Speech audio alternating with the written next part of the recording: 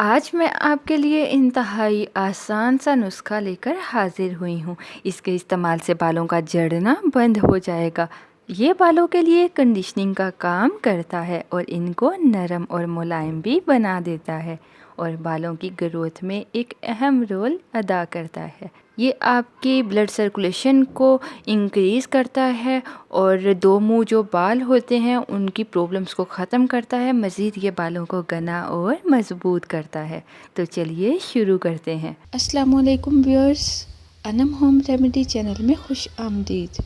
Remedy को बनाने के लिए जो अज्जा आपको चाहिए उसमें शामिल है सबसे पहले चाय की पत्ती। आप कोई भी चाय की पत्ती ले लें जो आप घर में इस्तेमाल करते हैं। दूसरे नंबर पे आपको चाहिए वाटर, आपने पानी लेना है। तो चलते हैं इसको अब बनाना कैसे है। तरीका तैयारी नोट कर लें।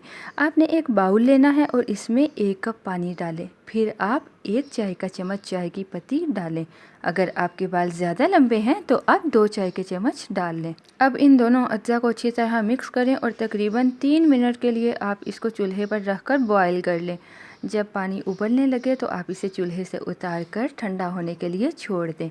जब पानी ठंडा हो जाए तो ठंडा होने के बाद इसको स्ट्रेनर की मदद से छान लें और पानी को इस्तेमाल के लिए अलग रख लें। सब्सक्राइब कीजिए अनम होम रेमेडी चैनल को और बेल आइकन को दबाइए ताकि मेरी कोई भी वीडियो आप सबसे पहले हासिल कर सकें। अब आपने करना क्या है, सबसे पहले अपने बालों को, सर को अच्छी तरह शैम्पू से धो लें क्योंकि इस रेमेडी को इस्तेमाल करने के बाद आपने शैम्पू इस्तेमाल नहीं करना। फिर आप सर को इस तैयार करदा चाय वाले पानी से आपने धोना है। पानी को बालों में अच्छी तरह डालें, जड़ों तक इसको डालें और 2 मिनट तक हल्के हाथों से मसाज करें। मसाज करने के बाद 5 मिनट तक इसको लगा रहने दें। 5 मिनट के बाद आप अपने सर को धो लें। इस मास्क को आप हफ्ते में 3 बार इस्तेमाल कर सकते हैं।